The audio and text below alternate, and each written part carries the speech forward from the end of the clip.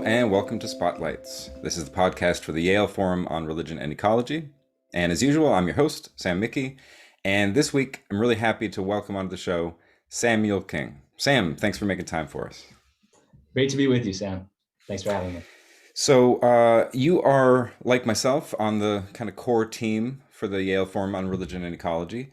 And you also have, your hand in a lot of different projects. You do teaching assistant work for some Yale courses, and you're finishing up a graduate degree in religion and ecology at Yale Divinity School, and also completing a master's degree in creative writing and at Dartmouth College, Mhm. and doing some work for the Journey of the Universe project. So lots of different things. I'm really excited to talk to you about it. First and foremost, just say a little bit about what your work is for the Forum on Religion and Ecology. How did you get involved with this? Absolutely. So thanks again for having me on today, Sam. It's great to be chatting with you.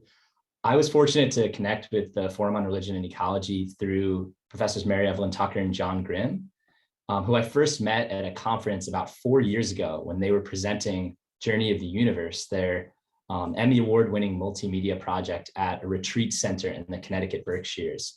And I connected with them right away. The way they were weaving together the insights of cosmology with the humanistic traditions from a diversity of cultures in trying to tell the epic story of cosmic evolution and to bring forward a functional cosmology for our time to address the challenges of our time. I knew that they were really kindred spirits and would be wonderful mentors. So at the time I was teaching philosophy and religion at an independent boarding school in Northwest Connecticut. And after 3 years of teaching there, I came to Yale Divinity School to study with Professors Tucker and Grimm in the program on religion and ecology. So I'm currently in my third year and really finishing up the last month of my studies. That's exciting. I like getting you right before graduation. That's nice, a nice moment. It's celebratory in a way. Uh-huh. And so there's a handful of different things that you're involved with the forum, and I know one of them is these massive open online courses, MOOCs. Mhm. And so I wonder if you could say a little bit about that. It's an exciting development, and I don't know how many people even know about MOOCs in general. I think some folks are really familiar with it. It's such a great resource, but some people that aren't really connected to the world of like online education and things and innovations in pedagogy might not even be aware that this is a phenomenon. Absolutely. So, as you know, over the past few years, the landscape of education has shifted so quickly and so much to online and hybrid education. So, it's amazing that the launch of these online courses has sort of coincided with that shift in the way we do education, for better or for worse. And these courses are a culmination of a years long effort from Professors Grimm and Tucker and the Forum on Religion and Ecology more broadly to bring forward the ecological dimensions of the world's religions and the ways in which religions are bringing their moral and ethical visions to bear on the environmental crises of our time, on climate change, on species extinction, and on resource toxicity. So these 6 online courses are an introduction to religions and ecology, indigenous religions and ecology, East Asian religions and ecology, South Asian religions and ecology, Western religions and ecology, and Christianity and ecology. So they cover a tremendous range of cultural and religious traditions and trying to highlight how these traditions have ecological and cosmological resources within their scriptures, their rituals, their belief systems that are being harnessed to address the challenges of our time. So it's a wonderful synthesis of multimedia resources that are free for audit on Coursera.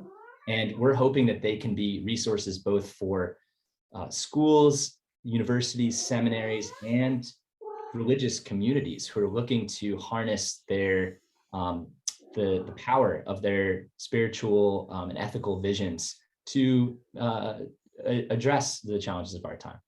Nice. Yeah, very well said. Yeah, I teach a course on religion and the environment at the University of San Francisco. And now that there's these MOOCs, I'm like, I might just assign the MOOCs, and then I don't have. It's such an amazing resource. It's really hard to top that. So even teaching in person, I'm like, oh, just watch the MOOCs. That's it's so much material. It's really incredible. Totally. Professors Grimm and Tucker have done a wonderful job in curating resources from their decades-long experience in the field and really empowering scholars, religious leaders, and environmental practitioners from around the world. And they were doing Zoom interviews with, for instance, indigenous leaders from around the world during the latter part of 2020, and drawing on a tremendous amount of resources that are available online. So these courses can be flexibly adapted to different teaching contexts. So you could certainly use the entire course or just pull certain readings or videos or interviews from the courses to complement the discussions you're having in class. So we're excited for them to be introduced to more teaching contexts in religious communities in the coming years. Yeah, right. Because this was just launched like within the last few months. So Mhm. yeah, still just starting to get out there. And there's another related project, right? The like you mentioned, the Journey of the Universe project, and that's got its own MOOC as well. So between them, you really get like a whole education and what it means to be a human on Earth, living in an evolving universe. Uh, Absolutely. so I wonder, you say a little bit more about your work with the Journey of the Universe project. Some of the folks that were into religion and ecology sometimes miss the larger cosmological context, but definitely a really big part of the work that Mary Evelyn Tucker and John Grimm have done, and then of course with Brian Thomas Swim, the cosmologist. It's Mhm. really not just about thinking of the connection between religion and Earth's environment. It's always Mhm. about thinking of that larger cosmological context. Definitely, definitely. So the Journey of the Universe project was inspired in large part by Thomas Berry's 1978 essay, The New Story, which called for a new story of cosmic origins to orient humans to the challenges and opportunities of our time. This recognition that science is offering a new explanatory paradigm for human origins, for our emergence through exploded stars and through early prokaryotic cells, likely in the ocean deep, and through this tremendous 13.8 billion year evolutionary lineage. And Journey of the Universe is trying to tell that cosmological story in a way that weaves together sciences with the humanistic insights of indigenous communities and other religious traditions from around the world. So I've been fortunate to work with Journey of the Universe for the last few years. As I mentioned, when I was teaching, I used Journey of the Universe in my secondary school classes, and I was blown away by how this project, especially the Emmy Award-winning Journey of the Universe film, resonated with young people who are looking for a sense of meaning, sense of resonance, and connection between what are often introduced as disparate academic disciplines. So telling the story of the universe as a story allows for a sense of participation, that we're part of this unfolding dynamic cosmological process dating back 13.8 billion years, perhaps longer if an inflationary universe preceded the Big Bang. So Journey to the Universe is an ongoing project, as the sciences are continuing to illumine new insights about the universe, as the James Webb Telescope sheds light on the formation of galaxies in the early universe. And in my work, I'm trying to help convey these teachings of cosmology to a broader audience. So on the education front, I've been lucky to develop educational resources primarily for adolescents that are trying to make the universe come alive in a way that can be embodied and experienced in what you could say is participatory cosmology. So I helped develop some educational resources that bring together art and creative writing and reflection and meditation exercises that are linked to the different paradigms, or what big history can call thresholds, of the universe story.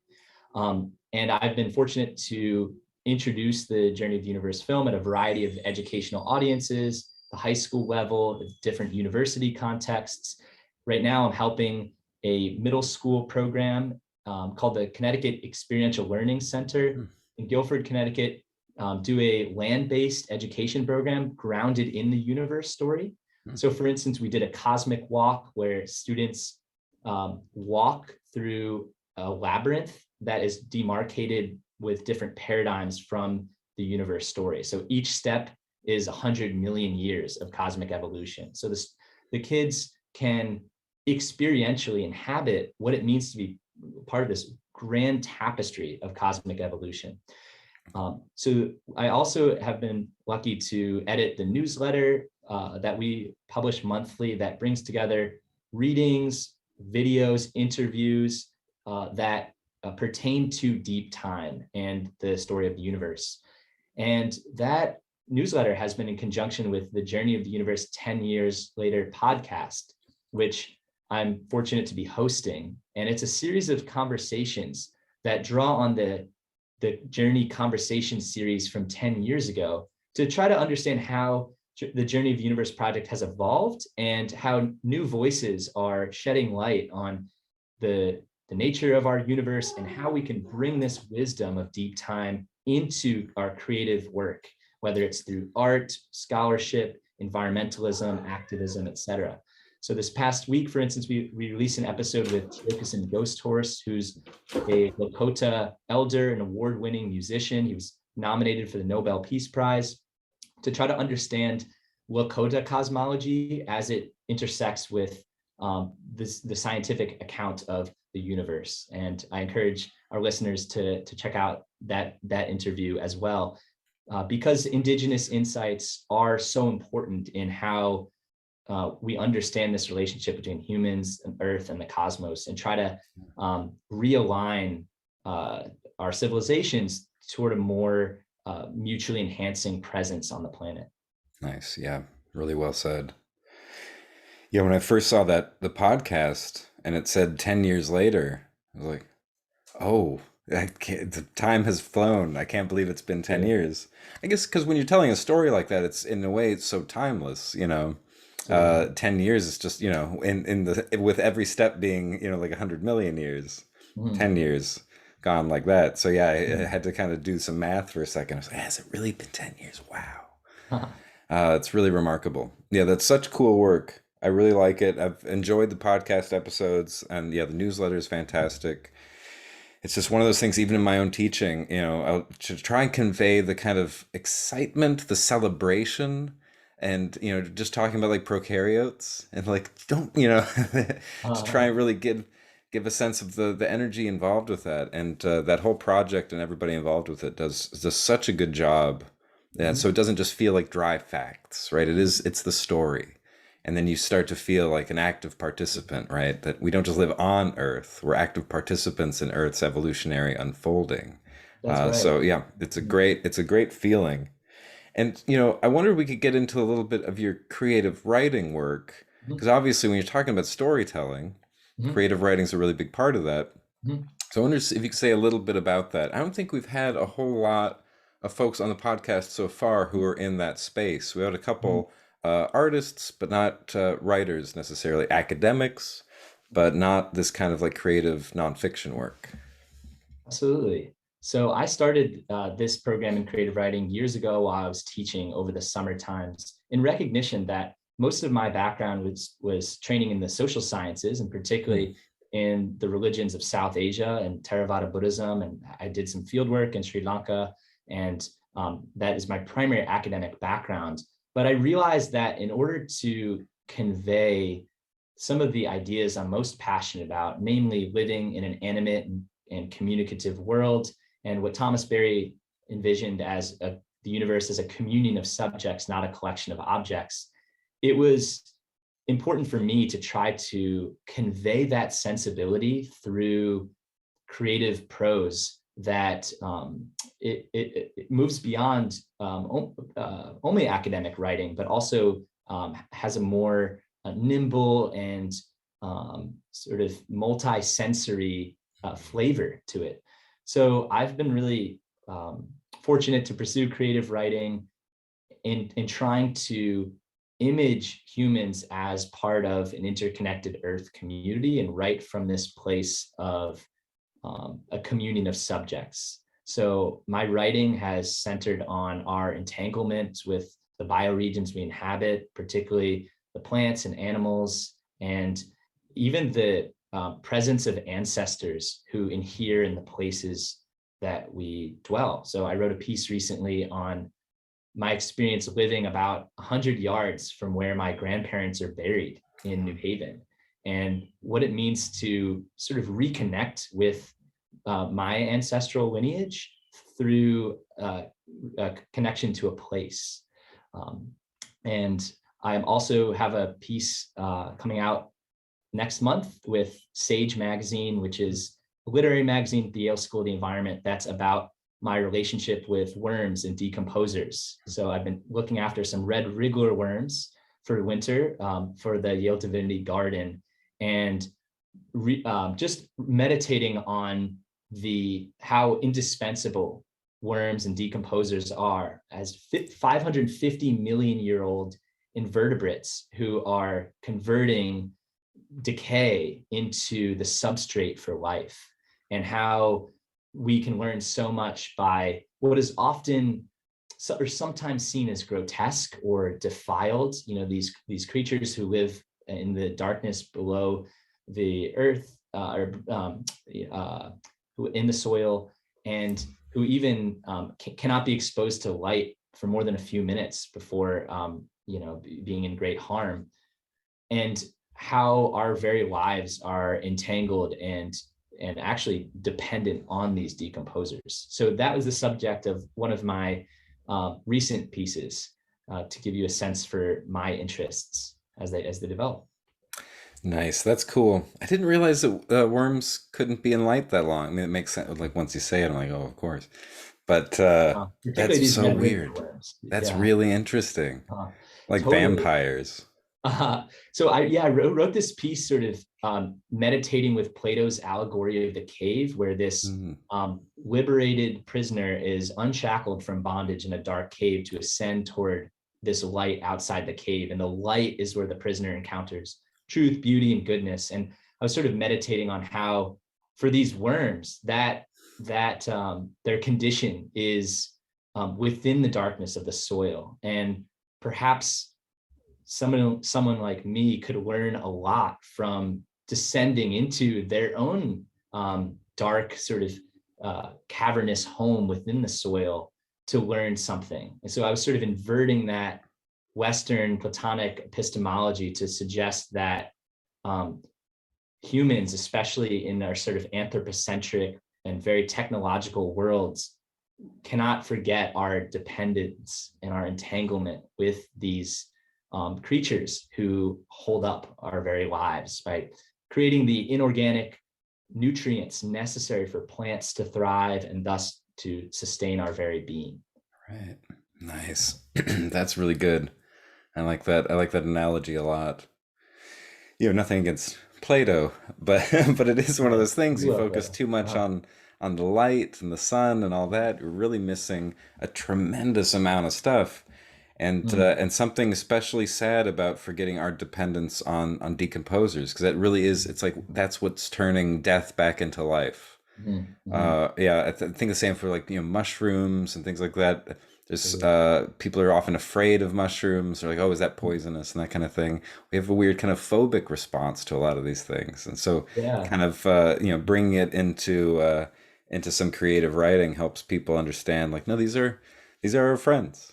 Mhm. They are a little weird and might, they're just slimy and things like Relative. that. Yeah, absolutely. So I've been influenced by folks like Donna Haraway and David Abram, who are sort of writing to that sense of entanglement with the more than human world, and trying to evoke this sensuous relationship that can sometimes be cut off in the way many modern people live our lives, and to try to redeem. And it's this effort of perhaps even re-enchantment of the intrinsic quality, even sacredness of worms, of our more than human kin. Yeah, nice. Yeah, Abram and Haraway are both such good writers along those lines. And I remember hearing Haraway kind of riff on compost, because some people say, "Oh, is this post-humanism? Is this postmodernism?" And she's like, "Well, I don't know about all these posts, but I'm with post movements, so I guess I'm compost. Uh, That's wonderful. it's a good, That's a it's a great good one. way into that stuff. But yeah, both of them are so good about paying attention to, our dirtiness, and that dirt isn't so dirty ultimately. It's more creative than we often give it credit for. Exactly, exactly. Yeah, cool. That's great stuff. Well, I want to back up a little bit, and like you mentioned, your time in Sri Lanka, working with South Asian religions. So I want to get to that, but why would you have done that in the first place? I'm always curious about hearing people's kind of origin stories, because studying religion, it's one thing to practice a religion, but then to study it, that's a Mhm. unique path. And then also writing about nature, connecting with religion, environment connections. Mhm. What would have led you to that? Because some people have really formative early childhood experiences, or some people are like, well, I grew up on a farm, and so what Mhm. what brought you to this kind of path? Absolutely. So I've long been fascinated, even enchanted by the natural world, by the intelligence that surrounds us in this, beautiful earth. And I, um, in college, I wanted to both understand how we make sense of our place in the natural world, particularly at a time of great ecological peril. And that compelled me to study environmental studies. But I was also curious as to how humans make sense of this mystery of life and how we respond to the problem of death and suffering and this mystery of being alive. And that led me into both philosophy and religious studies. So I kind of converged upon the study of religion and environmental studies while I was an undergraduate, but I didn't know exactly how those fit together. And it took really studying abroad and then ultimately returning to Sri Lanka on a Fulbright grant to really see this nexus between religion and the environment, particularly among an agrarian community with whom I was fortunate to live and do fieldwork for most of a year. And in this community, which was identified as a Buddhist community, I realized how Buddhist practice was very much integrated with both elements of Hindu bhakti devotionalism and local animistic folkloric tradition that ascribed spirit presences to trees, to waterways, to the mountain. And I wanted to study how Buddhism is practiced as a living reality within the cycles of rice cultivation, which is the main source of sustenance in upcountry Sri Lanka among the ethnically Sinhalese people.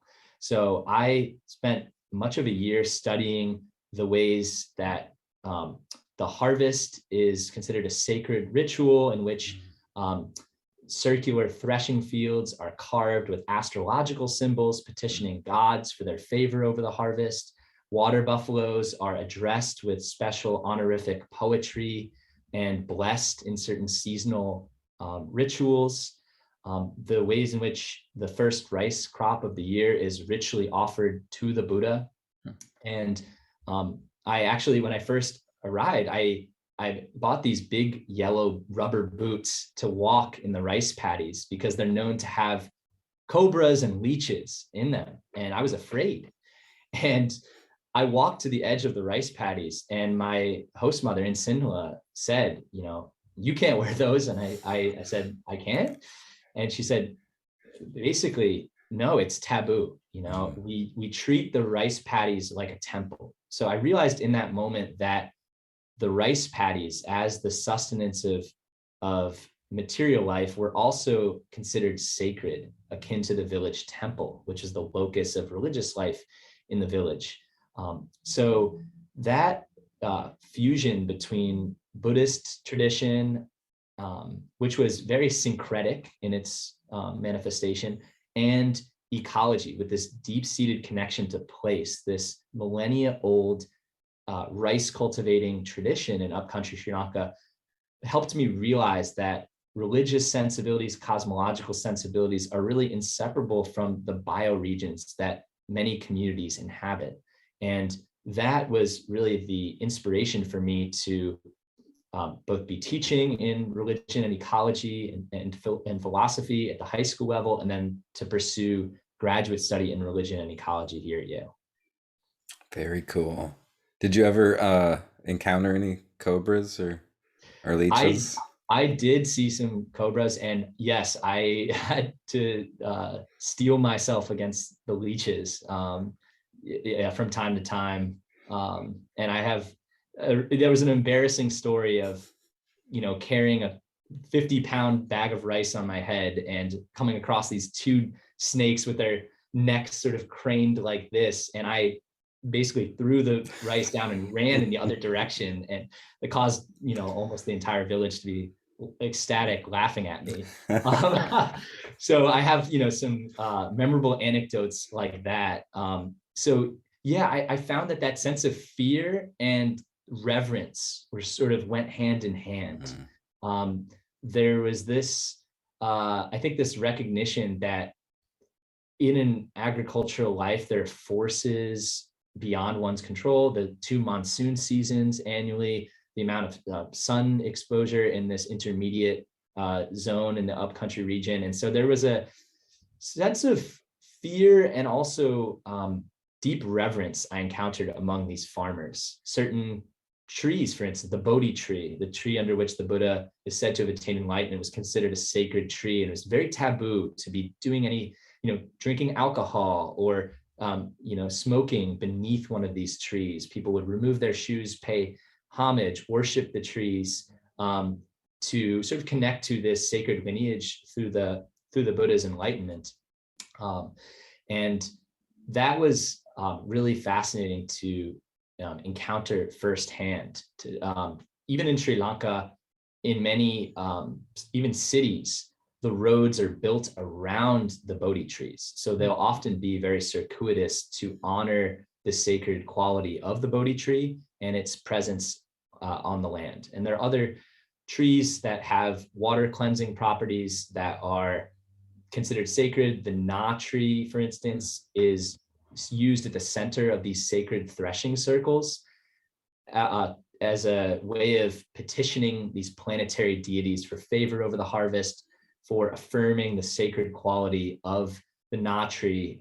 It's a sort of riverine tree in upcountry Sri Lanka, and it represents this deep-seated entanglement and reverence for trees, and as I mentioned, for water buffaloes and the other myriad members of the biotic community that are necessary to grow rice.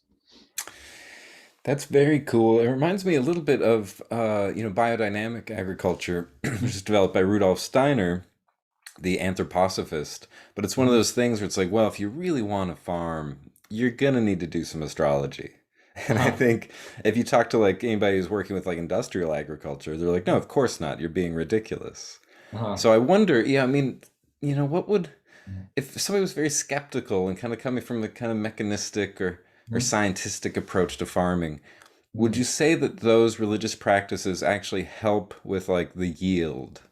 Or Mhm. is it just this superstitious overlay that you could kind of get rid of and still farm just as well, right?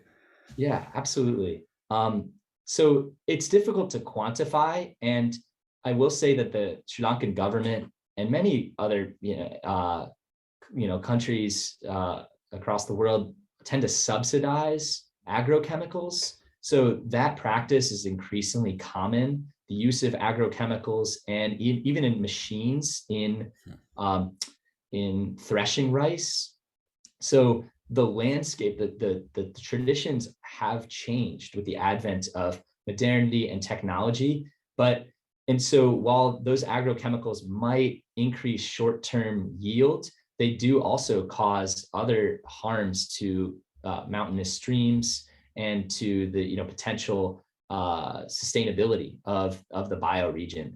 So it's difficult to say whether these sort of astrological practices do increase yield, but I do think that they presence the community to the various flora and fauna who are necessary in sustaining the rice harvest across thousands of years. And we've yet to see the really the specific impacts of those agrochemicals. There's some research, particularly in the north central region of Sri Lanka, and deleterious impacts on streams, waterways, eutrophication.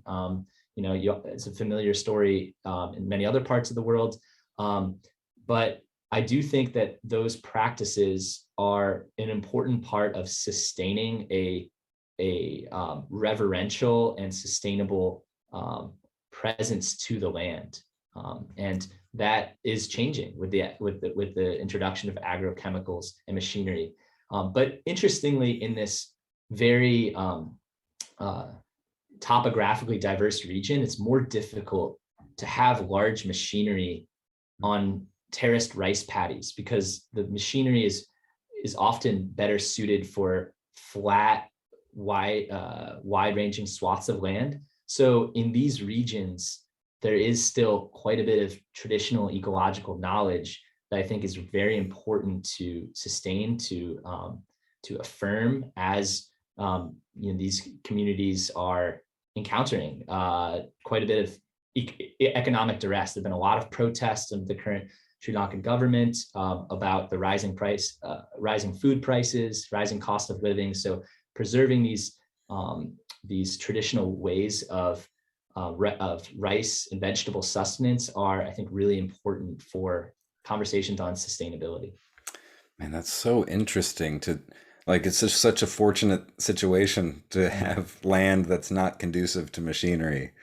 Otherwise, here come the machines. And to Mm-hmm. just be like, ah, no, it's a little topographically complex enough where Mm-hmm. that'll keep some of the machines out and that'll keep your traditional ecological knowledge alive at least a little bit more than it would otherwise. Mm-hmm. Yeah, really interesting. That's such interesting studies. So you were just doing work there for what, a year? Yes, I Wow. did a 9-month Fulbright in Sri Lanka, and then I stayed for an additional 4 months to work with the Intercollegiate Sri Lankan Education Program, which is a cultural immersion program centered on Sri Lankan culture and biodiversity for American exchange students. So I was mentoring these students throughout a semester-long exchange program there, affiliated with the University of Paradinia, which was a wonderful experience. And I have a real passion for intercultural education and experiential learning. So I loved being able to share some of my own experiences and continue learning with these students. And I've been fortunate to return to Sri Lanka a few different times since. I did bring a group of high school students to Sri Lanka and India on a cultural immersion program centered on religion, art, and biodiversity. And we got to both return to Sri Lanka, learn about traditional batik art, about traditional rice farming, about Buddhist, Hindu, Muslim practice. And we also traveled to Madhya Pradesh, India, went to a Round Square Partner School, learned about the Indian educational system, visited some Jain and Sufi places of worship. So it was a really wonderful experience of trying to create, cultural bridges and avenues for understanding. Yeah, that's great. That's such fantastic work. What a fantastic opportunity Mhm. for you and for the students. I would hope that that's becoming more the norm in education. It's exactly that kind of cultural immersion, and working with such religious diversity. I mean, South Asia, so much religious diversity. I think we often just think of it as maybe predominantly Hindu, but obviously, Muslim, Sufi populations, Jainism, Buddhism, Mhm. and that there's still that some kind of animistic sensibility as well. Mhm. So is Definitely. that still the focus of your studies? You're mostly focusing with South Asian religions, or what are you, really focusing your studies on with Yale Divinity? Yeah, absolutely. So since coming to Yale Divinity School, my experience, my interests have broadened to really comparative religions and their environmental dimensions, to the ways in which both Western and Eastern traditions are bringing their ecological knowledge to bear on the environmental crises of our time. So I've been able to study Christian eco-theology, for instance, the visions of, Laudato Si, and the pronouncements of the ecumenical patriarch Bartholomew, in kind of conversation with engaged religious environmentalism that I've experienced in South Asia. So I'd say I'm more interested these days in kind of comparative religions and trying to, through the Yale Forum on Religion and Ecology, lift up and affirm the way these voices are emerging from religious communities across the globe to address the great challenges of our time. So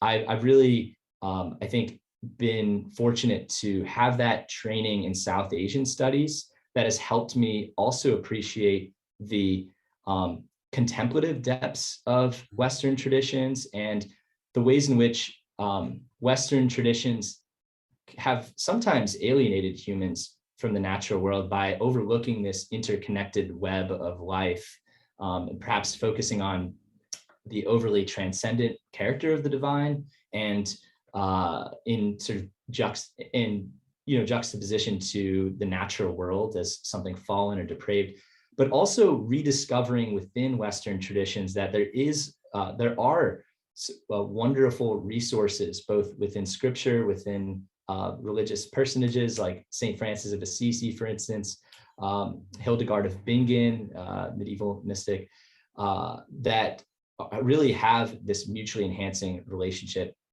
to the earth. So with my interest in Journey of the Universe and in cosmology, I've realized the importance of studying broadly in religious studies and having an understanding of religious traditions from different parts of the world, and especially indigenous traditions. And studying with Professor John Grimm has really been transformative for me in better understanding the ways in which indigenous traditions have been stewarding bioregions for hundreds of thousands of years, before the agricultural revolution of about 10,000 years ago, and really trying to foreground indigenous studies and the way we think about religious traditions, and even challenging that nature, the notion of religion as sort of a colonial construct, and realizing that how lifeways, religiosity, have this sense of the numinous, of the sacred, has been embedded in most every culture for time immemorial. So I've really loved the opportunity to work with the Yale Forum on Religion and Ecology, and to be thinking broadly about the need for shared ecological commitments to address the problem of our time, but through these unique, culturally specific religious and cultural idioms. I think we realize that we need this tremendous ethical and moral force to address the environmental challenges of our time, but this won't be monolithic. That how religions and cultures orient themselves to the great work or this movement toward human earth flourishing is largely inspired by different language and symbolic idioms, and trying to uplift and honor those ways of knowing, I think, will be indispensable in paving our way into the future. Nice. Yeah, couldn't agree more. That's, my own perspective too. It's just like I can never just settle on like one religion to study. I'm just like, oh, this is all so interesting. And so that kind of multicultural, planetary perspective, I just want to figure out what everybody on the planet has ever thought, really. Yeah, And I think it was Max Mueller said in his language, he or she who knows one knows none. And that quote has really resonated with me, because I've needed to understand different cultural traditions to really, I think, understand myself as somebody who grew up loosely in the Presbyterian Christian tradition, sort of walked away from organized religion for most of my adult life, and has returned to the Quaker tradition in sort of my early adulthood. So that sense of T.S. Eliot says, we shall never cease from exploration, and the end of our exploring will be to arrive where we started and know that place for the first time. I'm constantly being fed by this desire to learn about different ways of knowing, and to let that engagement with diversity to nourish my own place and my own sort of perspective and vantage point, as a white Western scholar, from a predominantly Christian context. But my scholars and my life would be completely different if I had not had that wonderful opportunity to engage deeply with the Buddhist, Hindu, Jain, Sufi traditions of South Asia. Right. Yeah, it's kind of like dual citizenship in a way. You Mhm. kind of have some grounding in a particular tradition, but then you can Mhm. also have this larger global perspective, and you can kind of, the more that you're part of one, the more you can understand the other. And I don't know, that seems like some of the most important work of our time Mhm. is precisely for the sake of, human integration with Mhm. other humans and with the earth. Like we're Mhm. going to need to learn about each other Absolutely. and learn about each other at that depth, to think about our relationship to the numinous or the sacred. And I Mhm. really appreciate that. I wonder if you could say a little bit more. One of the things you were mentioning is about how even the category of religion can kind of fall away, because that might have been a bit of a colonial construct. I find this very interesting and Mhm. worrisome for, what do you do if you study religious studies Mhm. and then somebody goes, yeah, religion might not actually exist. I find Mhm. that to be such an interesting point. And obviously, you're thinking of it in a way where it doesn't mean you can't study this stuff anymore. It actually is opening the horizon more Absolutely. broadly. So I wonder if you could just say a little bit about that, because I don't know if on the podcast we've addressed Mhm. enough the fact that religion as a category is actually a bit of a problem in some ways. Yeah. So etymologically, religio means to bind back or reconnect with, and can sometimes presuppose like an a priori creator or God. But in, for instance, the Buddhist tradition, that word, while it's often used in, religious studies with respect to Buddhism, um, might not, capture the idea of dependent origination or shunyata, emptiness in the Mahayana tradition. And if we think about historically, the word religion was largely coined by 18th and 19th century European anthropologists in encountering um, religions or cultural traditions around the world through the project of settler colonialism. And even calling Hinduism a religion, for instance, can obfuscate the internal diversity between Vaishnavism and Shaivism and traditions of yoga. And so religion as a distinct category from culture may reflect some of this emphasis on hyper specialization and on sort of dualistic thinking of reifying a divide between culture and religion, or even between nature and culture. So in indigenous studies, I know some scholars are using the term lifeways and cosmovisions, with a recognition that religion is something that often suffuses many cultures' way of being.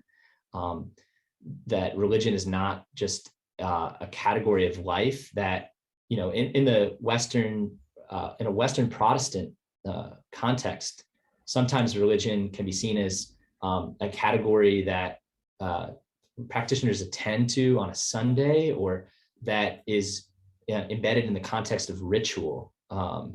And that has a sort of a difference from the affairs of everyday life. I know Max Weber and the Protestant ethic and the spirit of capitalism sort of gesture at that sense of um, both piety and the sort of the sanctity of capitalistic work.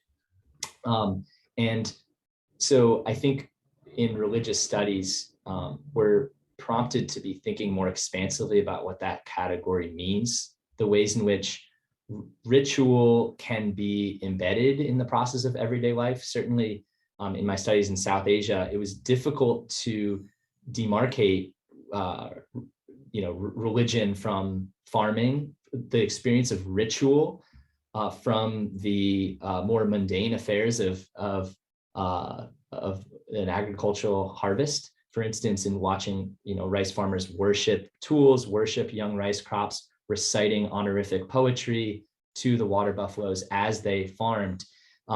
Religion was not something that was only attended to in the context of a Bodhi puja or a ritual offering at the village temple or in a merit making ceremony, but it was really suffused throughout everyday life.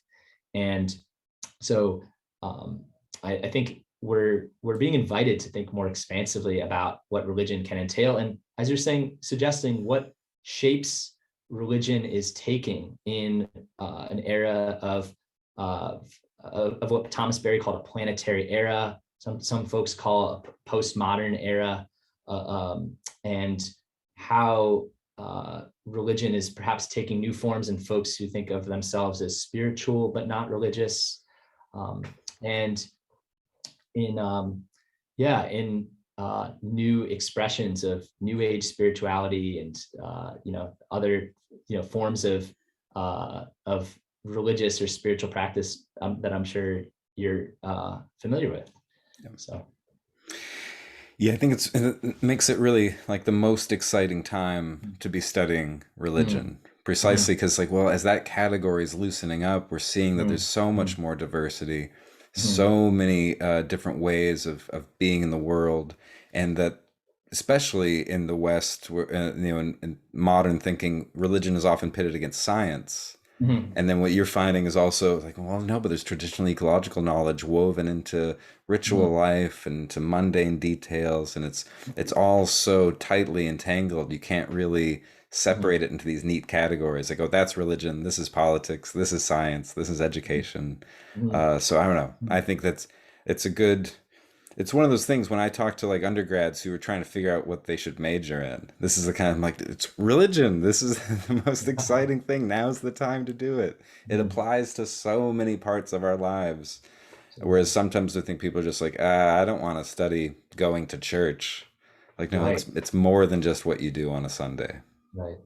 Absolutely. Well, geez, I don't want to keep you much longer. One last thing.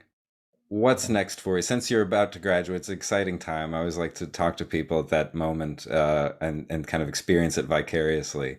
So Uh-huh. you have so much, with your writing, with Mhm. teaching, your studies, your own practices. So where are you kind of, without trying to pin you down, I won't hold you to Absolutely. this and check in a Yeah. few months. Did you do the thing? But what, Yeah. where are you kind of aiming? What's your trajectory looking like? Yeah, absolutely. So my primary passion is helping younger generations orient themselves to a larger universe and to develop a worldviews through which they can orient their lives and um, sustain a flourishing vision that will help us address the great challenges of our time.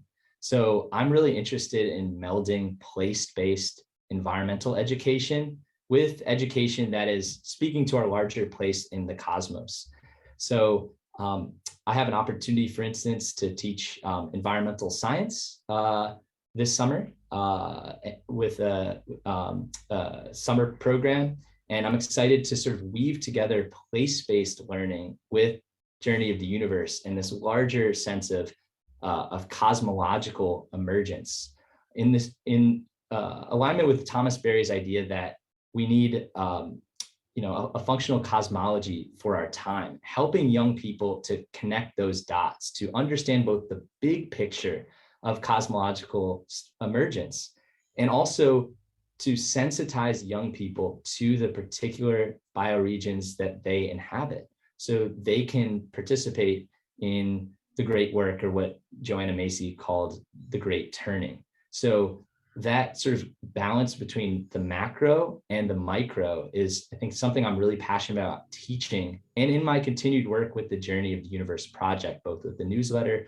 educational programming, and with the podcast. So I'm really excited to continue to pursue creative educational opportunities that are introducing students to scientific accounts of the larger universe, but making them personal, making them embodied and actionable in the ways that, because young people are, I think, are looking for hope. They're looking for a way that they can make a difference in amidst the challenges of climate change, of systemic racism, of species extinction. These challenges can seem so paralyzing, but if we can work with young people to give them a sense of hope, to tell them that you matter, you were forged through 13.8 billion years of cosmic evolution, and that same creativity that created stars and the Milky Way is working through you and helping young people to channel that creativity